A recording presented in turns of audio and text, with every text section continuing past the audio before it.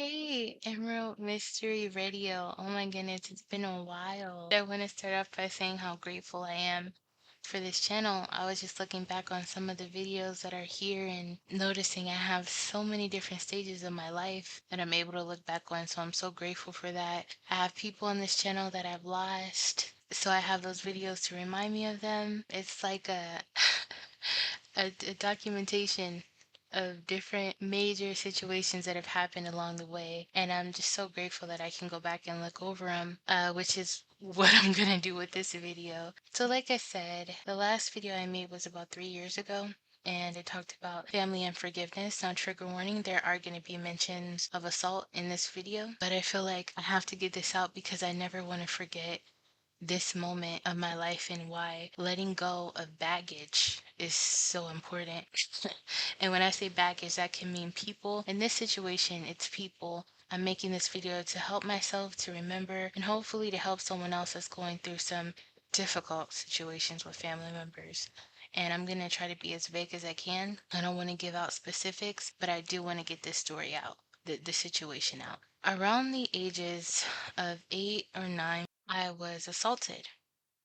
And oh man, this is going to be a difficult one. I'm going to call it an assault. It was a violation. It was traumatizing. And the person that did this knew it was significantly older than me. And they knew that what they were doing was inappropriate and wrong, but they still proceeded to do what they were doing. Now, a couple days ago, I was talking to a family member. We were going back and forth about our past, having conversations. They wanted to know if anything happened to me when I was younger.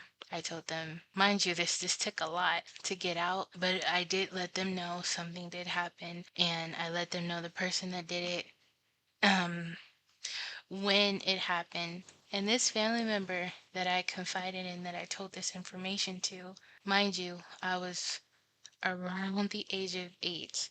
Okay. This family member that I confided in managed to turn that situation around on me after they had the details of it. They basically said it was my fault because I chose not to speak out. At the time, I didn't speak out. I didn't stand up for myself. I didn't tell them what was going on, so they blamed it on me. Now, as a child, you have guardians.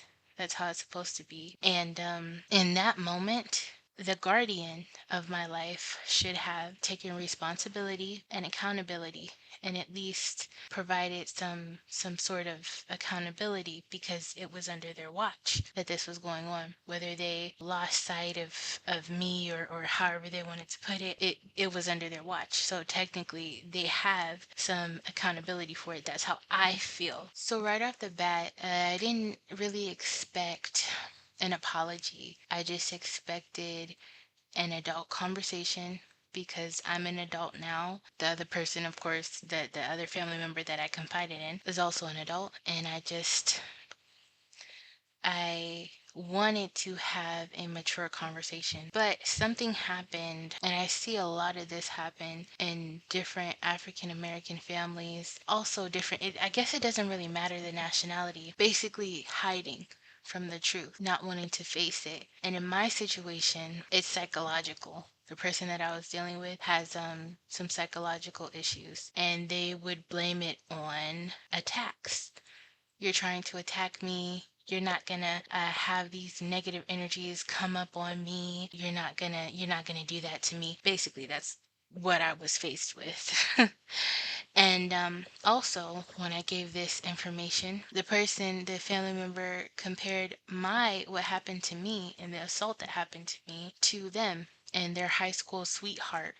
They tried to bring that situation up, and I had to stop them. And I'm like, hey, you do realize we're talking about a time in my life when I was a kid, a child, basically a child. And your high school sweetheart, that's when you're practically an adult, you know. So I don't know in what world of delusion that person was in, but I had to stop them there because it's like you're justifying not taking accountability by putting it onto your life, and it didn't match up. And it hurt me because I felt Violated, I felt, oh God, and I do deal with mental issues as well. It's when I say that, I mean depression, anxiety, it takes a lot sometimes for me to just get out of bed. Sometimes it can be really bad. And that situation, it did trigger some things in me. And that family member was very loud while I was having this conversation with them. I also got loud, but then an additional family member stepped in and also defended the first family member that I was telling. So they were both on the same page of blaming me and the person that assaulted me. Um, Mind you, the person that did that was way older than I was, but they took each other's side, and that's my family. That's who my family is. And I just, after that conversation, I broke down, I cried, and I cried, and I said, these two individuals, they don't exist to me anymore. They're like a dream, a lucid dream, because how can you be in my life if you can if you can, for one, not take any measures of accountability as a guardian at the time, if you can blame an 8-year-old for being assaulted and the person who assaulted her, you have no position in my life, and I don't want you to. Goodness. So it's taken a lot to even get this out now, but I wanted to make this video because a couple days after, not even a couple days, I'm sorry. It was like the next day after I had this conversation and I gave this information to this family member, they made a profit off of my pain. They made YouTube video after YouTube video after YouTube video discussing my situation very vaguely, but discussing my situation.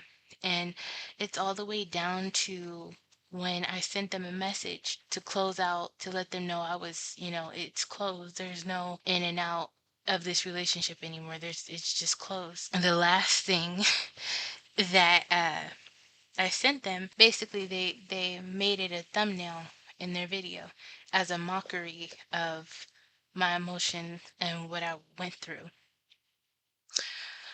Whew.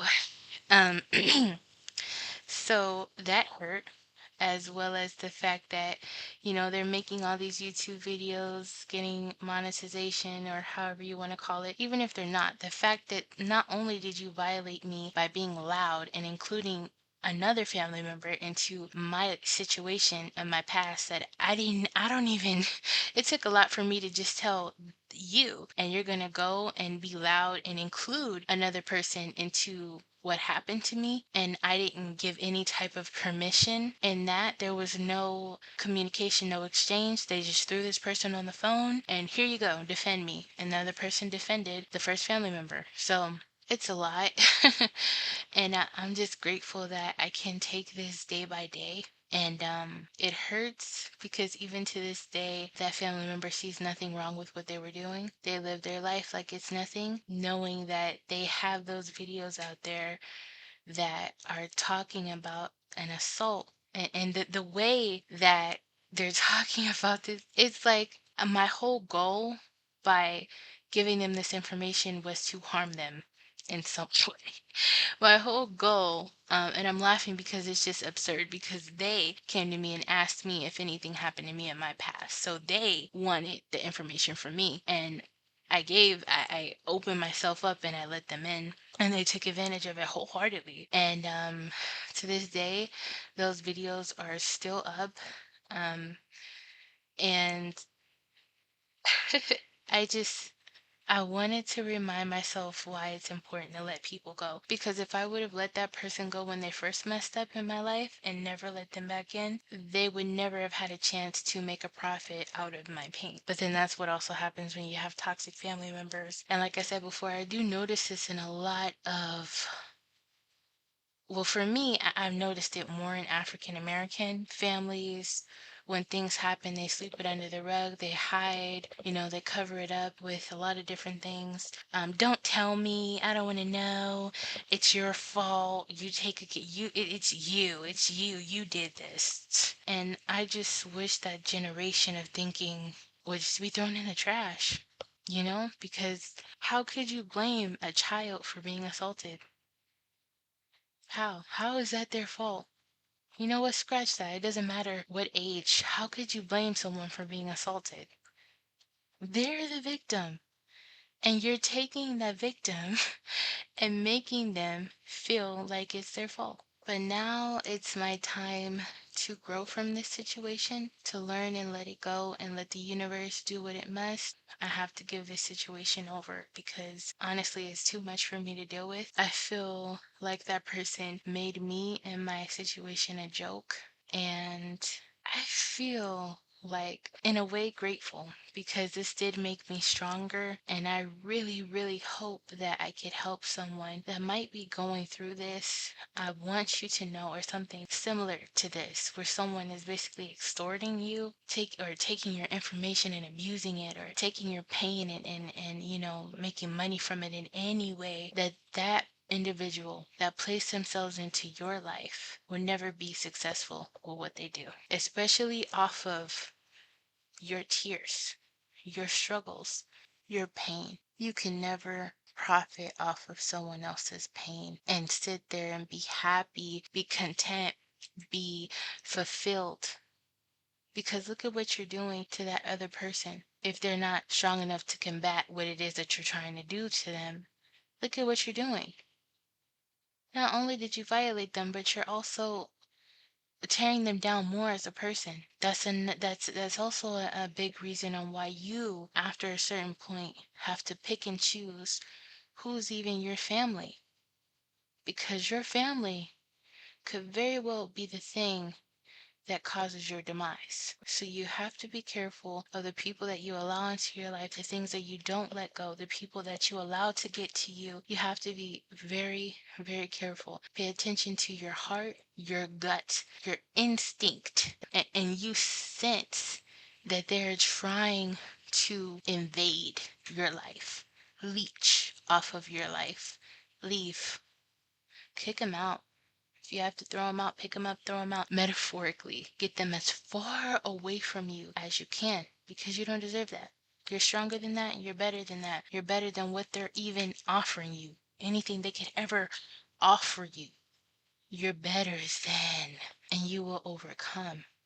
And let the universe handle the pettiness, the dark work, the dark magic. Give it over to the universe. Give it over to God. Give it over to whoever you praise or give get your source, your energy from. Give it over to that. Let your heart be light because in this life that is the number one way to survive and triumph is by letting it go.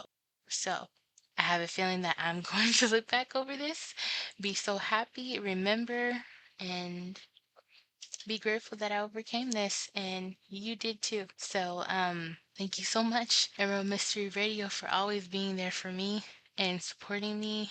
And I love you. I love you guys. And until next time, stay natural.